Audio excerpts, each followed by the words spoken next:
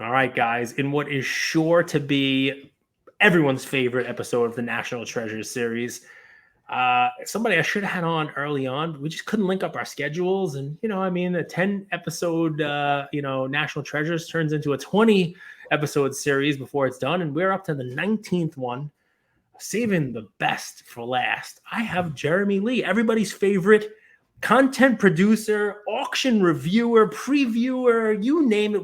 What should I call you? Just the hobby content guy? What should I say? Just Jeremy Lee. Just Jeremy Lee. That's good, Cage. Just Jeremy Lee. I like it. I mean, Jeremy showed up beforehand and he was wearing a Lucas Tigers hat. So I plan to come in here and just really give him the hard stuff, like really just all fastballs, a couple curves mixed in. And look at how can I be anything but thrilled? He's got the merch, he's got the Tiger, he's got the tag shirt on, and we'll get to that later. I mean, I just got home from work. I was going to wear my Jeremy Lee shirt with, the floating Jeremy Lee head, but I decided against it. Just too much merch all around. So too much Jeremy. Too much Jeremy. You got a floating head right here next to mine. It's perfect. We got to know. So national, real quick. How many nationals was this for you? This was probably my 16th or 15th or 16th. Wow. I love asking that because it's just a varied answer. A lot of people, this was their third. A lot of people, because obviously that was kind of like the COVID boom, the COVID run. And, people came in, whether it was a new business or a new collector or coming back into this, they were in the space, but not at the national. And, there are people like, Brian Dwyer from, Robert Everett, who also was, I think, 18 nationals that he had been to. So that's great because, one of the things we'll talk about here on this is kind of comparing it to nationals in the past. And you're in a unique position to really do that. So, what's something maybe that kind of stood out to you about this national that's different from, nationals you've been to in the past? Well, I mean, man, like I'm sure a lot of the other National Treasures guests on your series have said that the new space, I mean, you had the main room, which we've always had in Chicago at the Stevens Center for, going back to my first one, which was 06 or 07. And then you got that, what is a recent expansion where there were more tables now and that group break pavilion along with the main stage.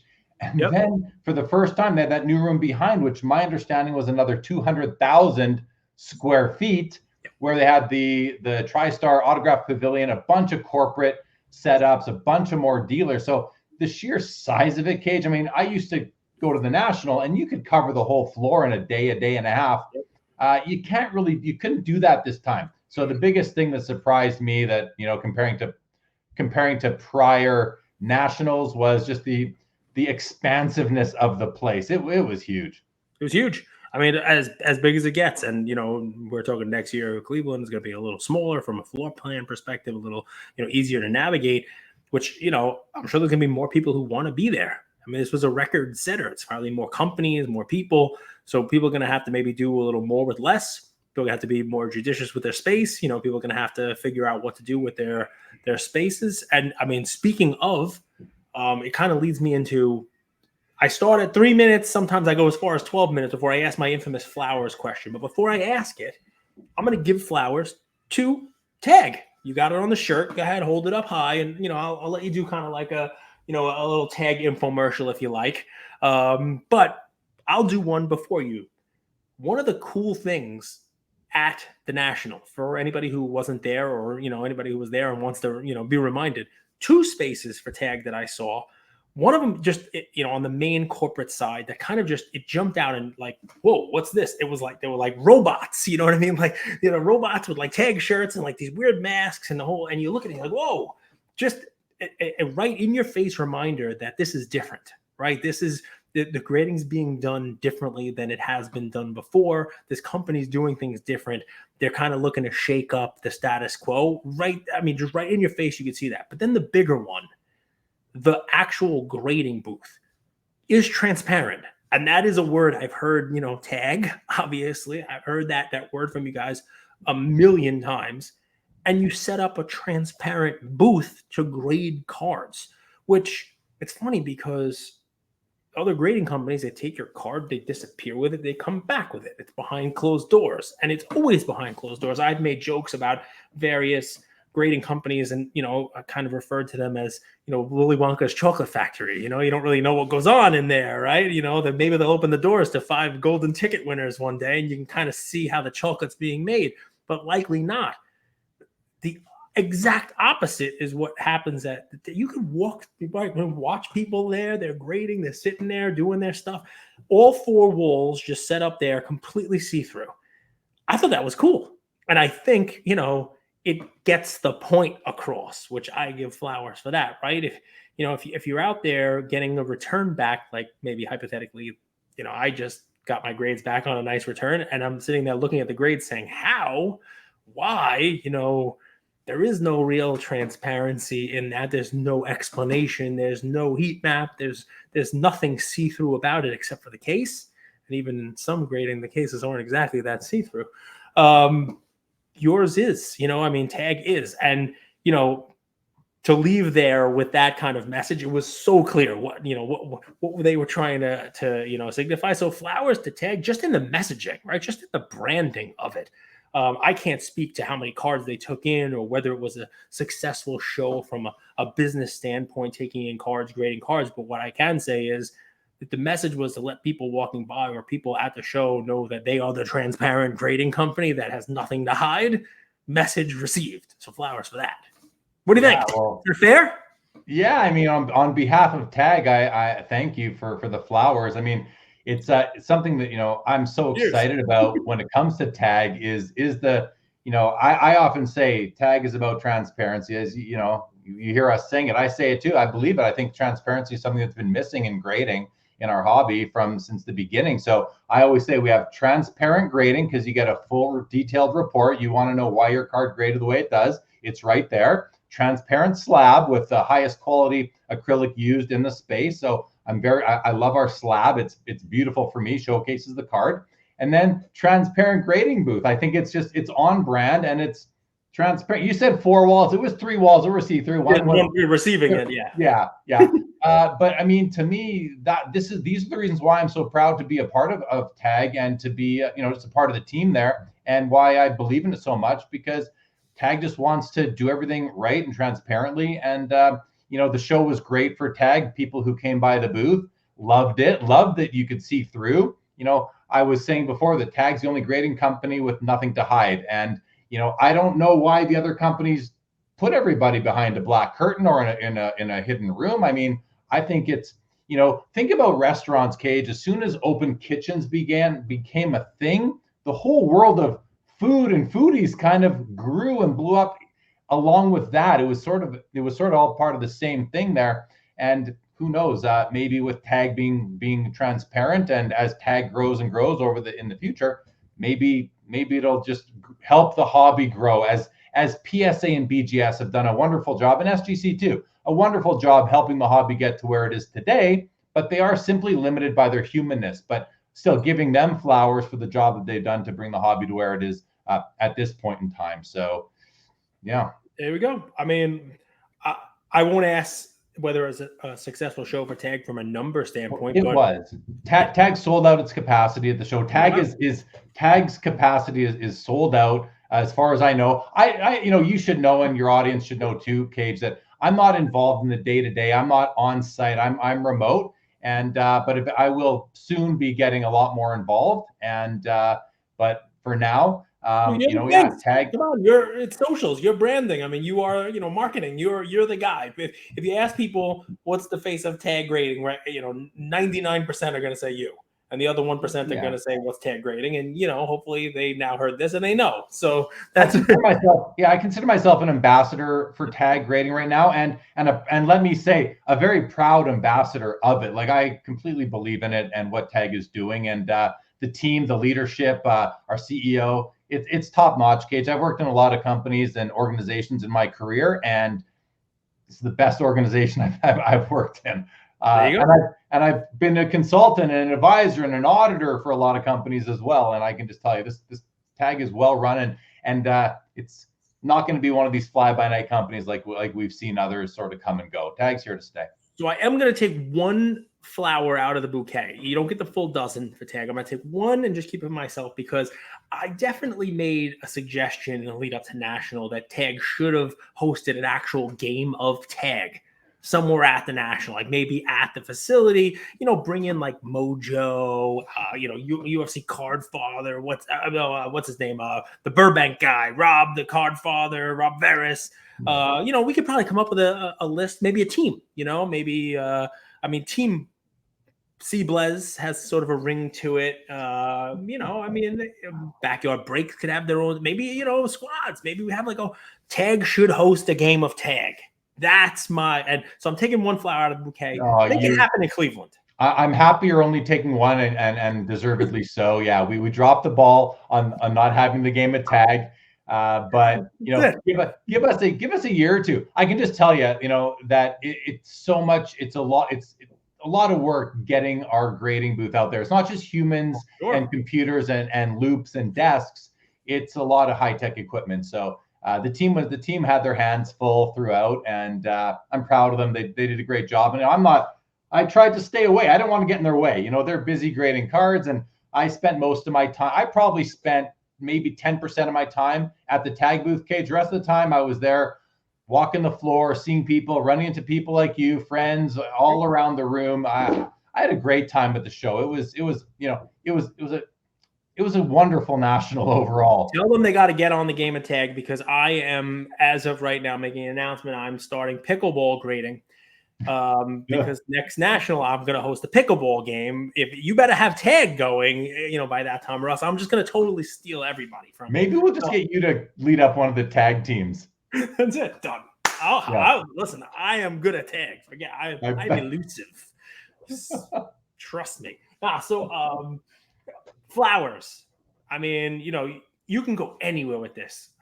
You could give them the tag if you want, but I did it. That would be redundant. But just, anything just high level that you saw at the show, somebody doing something the right way, anybody, just top of your mind, don't put too much thought into it, that you want to kind of give a compliment to about Chicago, about the National.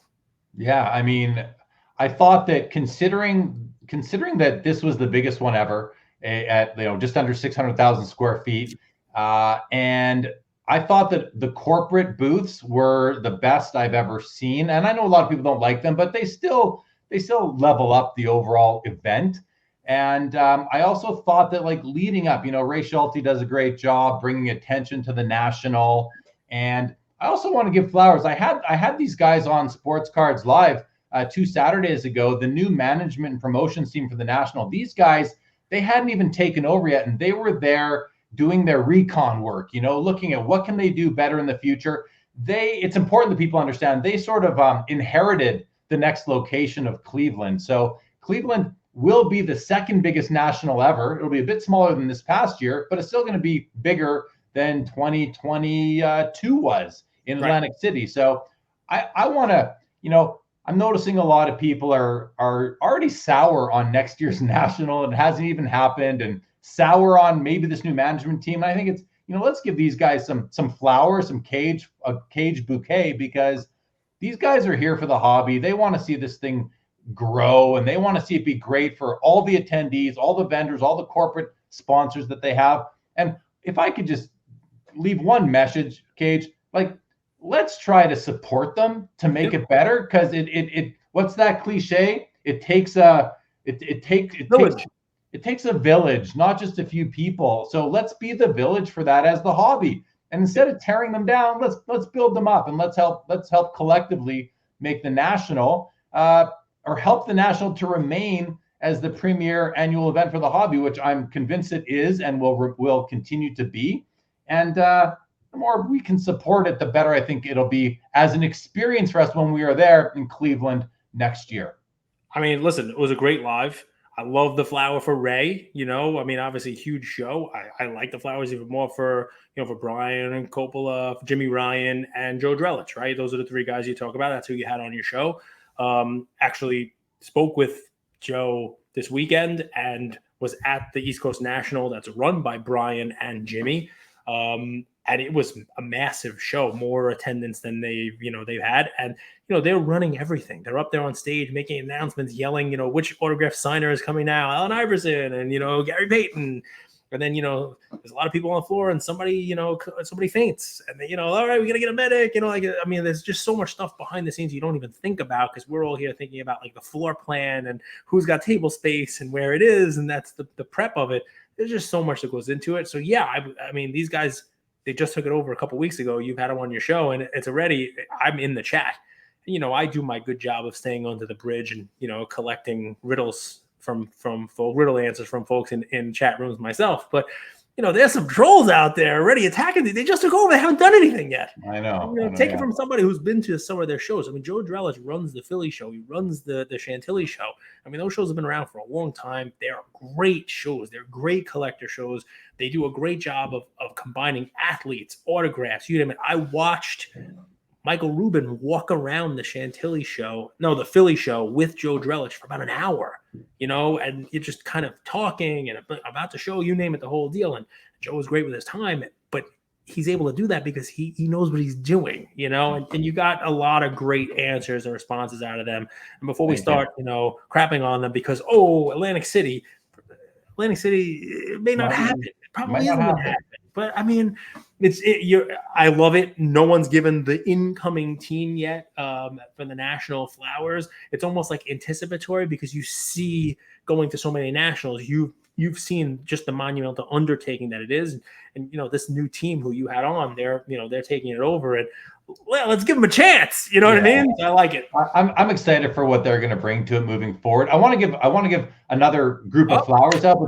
This is to no one in particular, really, but all the events that go on after the show has ended for the day. There are so many. I had, I think, 6 or 7 things in my Friday night calendar. I couldn't get to. I managed to get to 3 of them, which was, I think, a massive accomplishment. But all the different companies and groups that are putting on events that I understand a lot of these are private or they're not public, but there are public ones. There's trade nights. All these different things going on. I just want to give flowers to the people that take the initiative to put on events so that everybody that's going has options. Because Cage, I mean, when I used to go to the National in like 2006, 7, 8, right through until really 19, there wasn't really much going on after unless you were connected. And back then I wasn't as connected as I am now. So I would go back to my room and be by myself or with a friend or go have dinner with one person.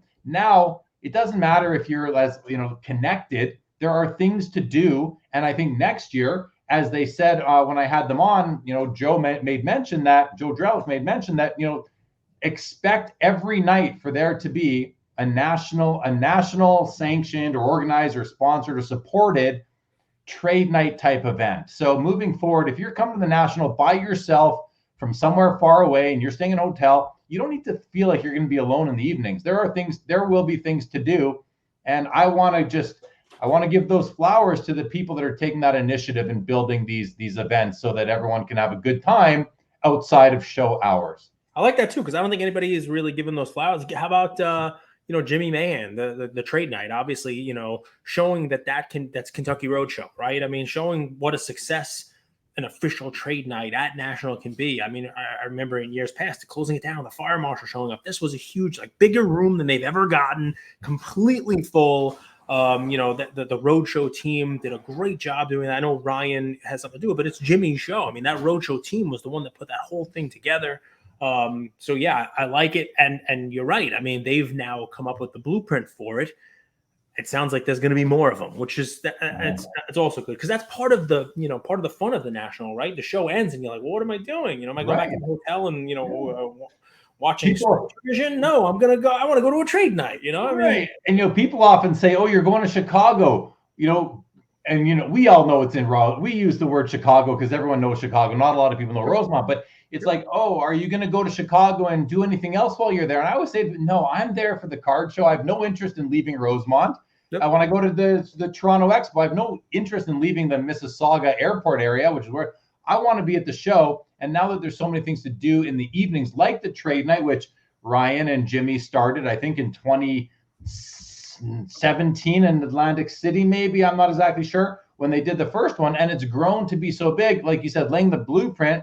Rob Gerard and his Wolfpack team, they put on a trade night this past year, and it was a huge success. So, you know, you can have concurrent trade nights going on, and you're still not going to be able to handle everybody that wants to come to them. Right? Yeah, so 100%. I like it. That's a lot of flowers. Let's talk about the show. You got into it a little bit. You got to walk around a little bit. You know, tell me about that. Like, you prepped to go to the show. Yeah, you spent a little bit of time at TAG. You know, what's the show for you? You like to walk around, you like to, you know, hang out with people, you like to say hello, you make some deals, you make some trades. You know, let's get into it. You know, tell me some stories from the show. You know, what were the highlights for you? Yeah, I like to go there, and I like to walk the floor and look into showcases. You're not going to see me picking through boxes simply because there's too much to see. And I always assume that the vendors are going to put their best cards out in the showcase, and that's what I want to see for the most part. So I love trying to get my eyes on as many of the showcases and booths as I possibly can, talking to the people behind the booths if they want to talk to me, which, you know, some do, some people just don't want to talk, as you'll know as well. But I love to talk. And then more than ever now, you know, and being you know, in the public arena of the hobby now with, you know, my own as a content creator, you know, a lot of, and I'm sure you experience it too, Cage, a lot of people come and say hi, and that's the best. You're meeting all these people who have been following my journey as a content creator, and I absolutely love that. And seeing friends, people that I see, it's funny, Cage, even you, like I probably see you 3 times a year now. That's more than I see my friends, you know. Yeah, more than I see a lot of my friends. So, and then again, hanging out in the evening, seeing these people again. But what my favorite thing about the National is that when I go into it, I don't know what I'm going to come out with. I'm not going with a list like I have to pick up a 54 tops Hank Aaron or a 69 Alcindor. Some people do. I don't. I'm with you on that. Some people do that. And I've done that before, but now I go in. I want to be so surprised with what I come out with, and that happened to me this time. I really only picked up 4 cards there, and 3 of them are extremely special to me. And I would not have conceived of Go get them. Show them off. Let's go. What do you got? Let's see the 3. So they're all hockey cards. You know what? I like hockey cards. Yeah. But so I thought in Canada you liked rugby. No. I'll show you this one first. So this is a dual patch game used. What do we got? Gretzky and Gordy there? Yeah, but look at that patch. Is that a pair of Gordy's underpants? What do you got going on there? That's red. That's from the Red Wings logo. Oh, okay. The red and the white. So this card, this was a cash trade. That's cool. And it's not a hugely valuable card, but I absolutely love it. And I'm even going to give PSA some flowers here. I really like their thick patch card holder. All right. I think the card looks great in here. So I love this card. That's cool. And then the other 2. Is it actually game used? Like, what does it say? Yeah. Oh yeah. Official NHL games. All right. Okay. Yeah. There's no, you know, we don't know who wore this or what or where they wore it. Kind of language on the back of these. This may not have even been worn in a hockey game. This may be a St. Louis Cardinals jersey. Yeah. So this next pair of cards I bought together, and this was fun. I think this was Thursday afternoon. A guy spots me, says to me, "Hey, Jeremy." I go, "Oh, hey," you know, introduces himself. "Oh, nice to meet you." He goes, "I have a couple cards I brought to show you." I'm like, "Oh, that's interesting." There we go. I came from California. I said, "Okay, cool. So let's see them." And like, Cage, my all-time favorite athlete is Teemu Selanne. Played for the Winnipeg Jets, the Anaheim Ducks, Avalanche. Yeah. And I remember the Ducks. I mean, that was 1992, 93 rookie year for Teemu Selanne. I remember it was I was trying to buy upper deck packs to get Shaq, and then rolling right into the hockey season, everyone's like, you got to buy upper deck because this new rookie, Teemu Selanne, he's going to be awesome. So we were just buying packs to get him. That was kind of Yeah, so that was the 91-92 upper deck set, but that was a Team Finland card. His 92-93 was his rookie year. The actual upper deck. And he scored 76 goals, shattered the all-time goals record by a rookie by I think by 20 something. Like it was that was like a couple years into Lindros, because he was a couple years before that, but you had like Pavel Bure, Sergei Fedorov, Roman Hamrlik. Right? Yes. Those were the guys. Yes, I remember. I remember from when I was a kid. I remember that. Yeah, you're right. You're right on a Cage. So this guy comes up to me and and he says, I've got these cards, and I'm thinking to myself, and this happens a lot. I'm thinking, what are the chances I'm going to actually want these? Because I've got the cards I want for the most part. And he pulls out two. We throw around the term grail pretty loosely now. He pulled out two absolute grails, not just for Solani, but for who was his number one line mate, Paul Correa, who you would have heard about as well. Yep. So he pulls them out, he shows them to me, and I say, yeah, those are pretty amazing. What are you thinking? And we were both, I was on my way somewhere. I couldn't stop and chat. He goes, well, I'll text you. So we exchange information. And then we start texting that evening, and he tells me how much he wants for them. And I'm thinking, whoa, that's a lot of money. I'm not really looking to spend that much money right now, but you only get one chance at cards like these. So I end up going to an event after the show that day, and I'm sitting around it. It was one of these YouTube get-togethers that Mike, baseball collector, organized at the Embassy Suites. And I'm sitting at a table. I'm sitting at a table with Danny Black and John Newman and Dr. Beckett and Rich Klein and Mike from Junk Wax Investor and they can see that I'm like in the middle of this deep text conversation. So I started asking these guys for advice, and Dr. Beckett's giving me advice on these. And anyway, I'm getting closer to telling the guy I'll take it. After a couple of back and forth negotiating, he said, here's our final offer. And I said, okay, give me a minute here. So I'm getting advice from these guys. I'm about to say either I'm accepting the offer or I'm going to walk away from it. So I leave this Embassy Suites event and I go to a dinner of hockey collectors at, of course, whatever restaurant. I forget the restaurant. It doesn't matter what it was called. But I go to this restaurant. Now I'm sitting with a table with like 20 hockey collectors.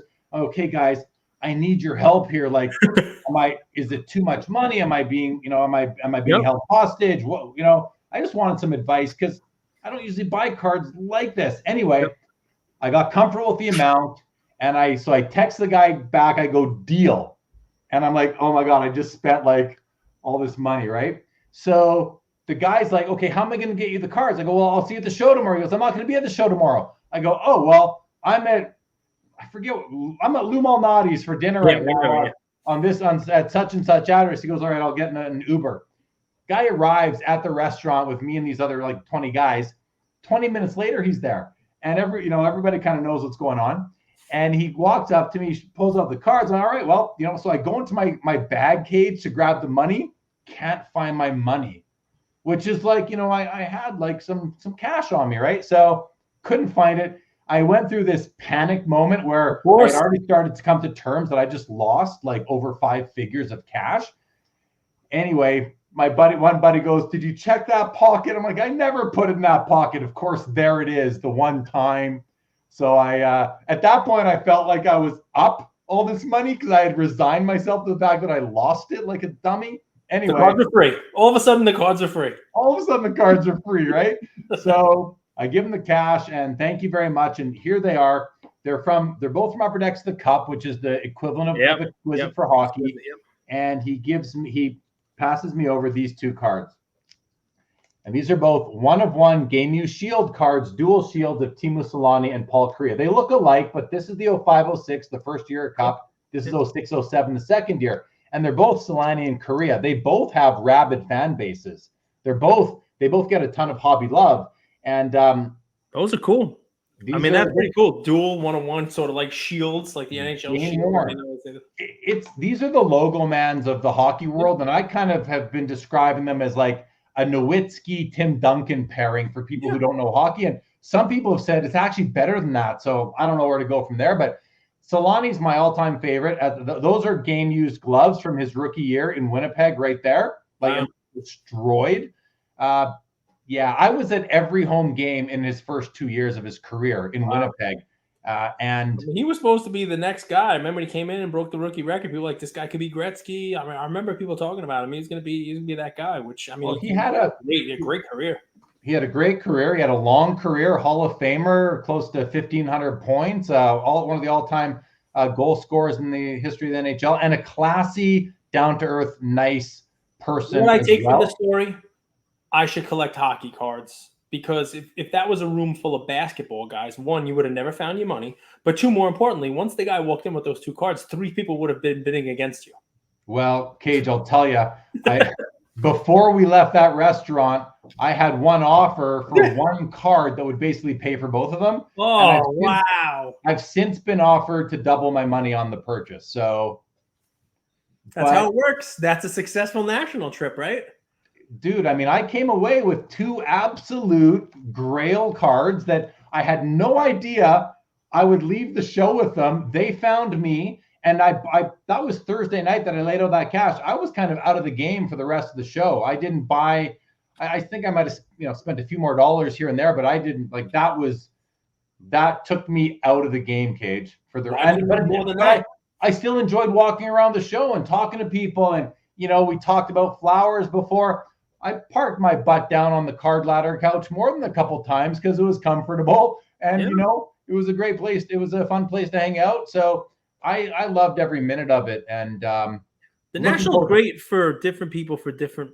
I mean, what the most fun I had at National was? I was at the Arena Club booth with Mark Zablo and Brian Lee and Jesse, the CFO, one of the founders. And I stopped by a guy who had a bunch of junk wax, just box of junk wax, football, basketball, baseball, 90s upper deck. I wish he had some hockey. I would have opened some Teemu Solani probably. And I said to him, the packs are $1 each. I'm like, what about like 200 of these? Like 100 something bucks. Yeah, take 200. I was hard getting up to like finding pack that I remember. But we're just ripping packs of just junk wax. Oh, look, Ken Griffey Jr., Barry Bonds, Electric Diamond. I remember that. Or I got some Drew Bledsoe rookies. Let's go. I'll grade them. Let's throw them in. Let's get them graded. Like that was a fun couple of hours because I felt like I was, in my teens again, opening packs of cards that I opened. Skybox Impact. It's garbage. But I remember opening it and getting a Marshall. You are honing in on the core of the hobby right now, Cage. And this just, I mean, not that your audience needs to know it, but you're so authentic in your love for this, for the hobby, because you are tapping into your nostalgia. Yeah. And that's what I think if you're in the hobby for more than just dollar signs, you have that nostalgia in you. You feed off it. It's what drives you to be in the hobby to this day. And that's where authenticity comes from, is if you lived it as, when we were younger, and I know both of us did. So when I hear you talk and get excited and watch you get excited, I love seeing that, because that's what this is about. That's why we're in this thing, because we love the memories. And let's face it, here's the other thing, Kate. You know how they say that, you don't know you're in the good old days when you're in the good old days? Yes. Yeah. Believe it or not, right now, these are the good old days too. You and I are going to have a conversation 10 years from now. I promise you we will. Oh, yeah. And we're going to look back at the 2023 National, and we're going to say, the good old, remember how crazy everything was, and Fanatics came in and they were doing everything they were doing. Remember when they were grading companies that had walls? Remember? Tag changed that. Now every transparent. Oh, forget about it. There's only tag. We are going to look back at 2023 in 10 years, and you and I will be like, it's Cage, the good old days. I mean, you know what? You're probably right. I am right. I guarantee you I'm right. Oh, remember Drellick and crew just took over the National? For sure we will. Well, listen, what's funny about it is, we start off with business, right? We start off with tag. We start off with, you being a brand ambassador for them. While I release this, I'm going to release it tonight because I had a fun conversation. This will get released while you are doing an auction show for PWCC. You've got a business side to you, but what makes it work, at least in my eyes, is just the last couple minutes, right? I mean, first of all, you're a collector. You love your gloves. You love your guy. You're going to pay and seek out the grail of the guy who, you grew up watching. But it's an understanding of what brings folks, why most of the 120,000 people went to the National. But more importantly, a lot of those won't be at the next one or the one after it. But the ones that have that tie, that nostalgia, that you can identify that you have, it's great to tie that all in, right? Because it just, it's authentic and it's transparent like tag. And this is why you, sir, are a national treasure. You want to take us home? You want to give a 30-second tag commercial, or just kind of a, where people can find you? Whatever you want to do, I'll give you the last word. No, I'll just say thanks for having me, Cage. It's an honor to be a part of your National Treasure series. It's an honor.